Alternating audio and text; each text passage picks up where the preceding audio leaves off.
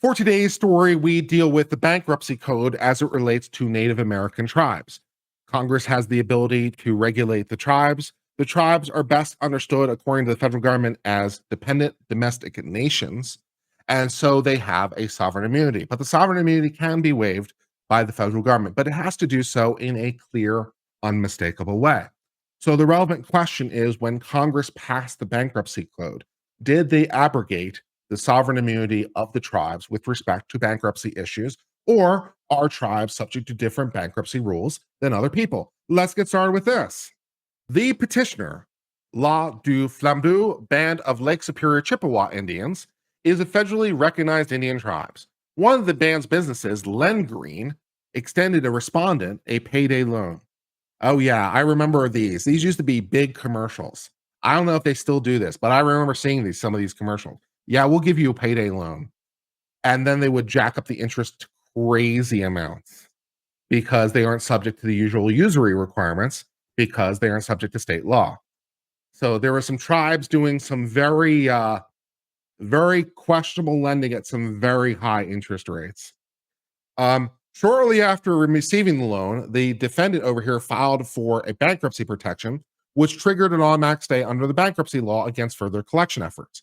The tribe, through its institution, attempted to continue collecting the debt. He filed a motion in bankruptcy court to enforce the automatic stay and recover damages. The bankruptcy court dismissed the suit on tribal sovereign immunity grounds. The First Circuit reversed, concluding the code unequivocally strips the tribe. So yes, when you file bankruptcy, it automatically stays all proceedings. The tribe tried to collect anyway.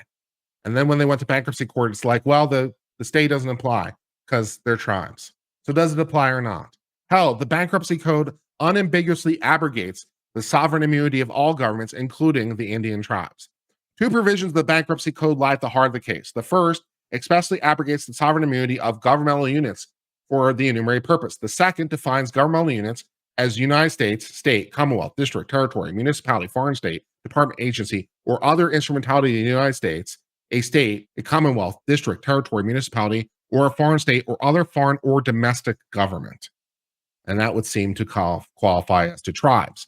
In order for the provisions to abrogate sovereign immunity, Congress must have made its intent unmistakably clear in the language of the statute. If a statute can plausibly be read to preserve sovereign immunity, Congress has not expressed it unambiguously. But Congress need not use any particular words. So it has to do so unambiguously, but doesn't need to use particular words like the Indian tribe's sovereignty is revoked. Okay, fine. The bankruptcy code unequivocally abrogates the sovereign immunity of any and every government with respect to assert such immunity. Because federal tribes unquestionably fit the description, the code's abrogation plainly applies to them as well. Several features of the statute's text and structure point this way. To start with, the definition of governmental unit exudes comprehensiveness. It begins with a long list of governments varying in location, size, and nature, then proceeds to capture subdivision and components of every government, and concludes with broad catch-all phrases, sweeping in other foreign or domestic governments.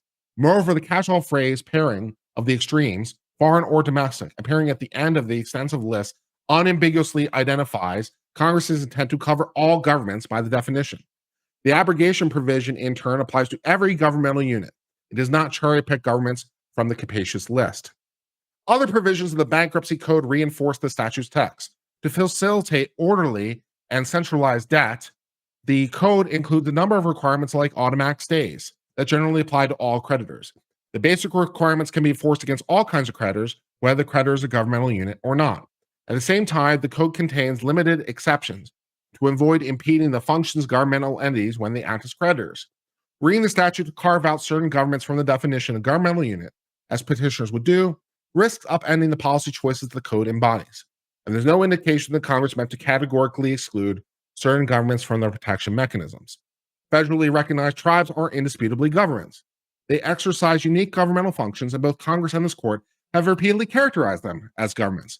Accordingly, because the bankruptcy code unambiguously abrogates the sovereign immunity of all governments, and tribes undoubtedly count as governments, the code unmistakably abrogates tribal sovereign immunity. Petitioners fail to show doubt into these clear statutory provisions. Petitioners insist that neither act mentions tribes by name, but Congress need not use any particular words to make its intention clear. And the fact that Congress referenced tribes specifically in other statutes abrogating tribal immunity does not foreclose it from using different language to accomplish the same goal in other statutes. So in other contexts, they've actually used the word tribes or named tribes. Here they didn't do that, but they referred to all domestic nations, so that would seem to qualify. Petitioners also contend the catch-all phrase other foreign or domestic government can plausibly be read to include other entities that are only purely foreign or purely domestic. In petitioners' view, the catch-all phrase would thus exclude tribes or other governments that have foreign and domestic features. But Congress has expressly instructed the word or as used in the code is not exclusive. In any event, petitioners do not explain why the bankruptcy code would draw such a line in the sand. Finally, petitioners suggest that Congress has historically treated various types of governmental entities different for the purpose of bankruptcy law, relying on provisions predating the bankruptcy code's enactment. Yet petitioners failed to demonstrate the code, which comprehensively revised the practice, carried forward any such differential treatment. Justice Jackson delivers the opinion of the court, in which Justice Gorsuch files a dissent, an 8-1 opinion. And me being a Justice Gorsuch fanboy, I'm a little bit interested in dissent, but that will have to wait for another time. Thus, that brings us to the end of the case dealing with the bankruptcy code.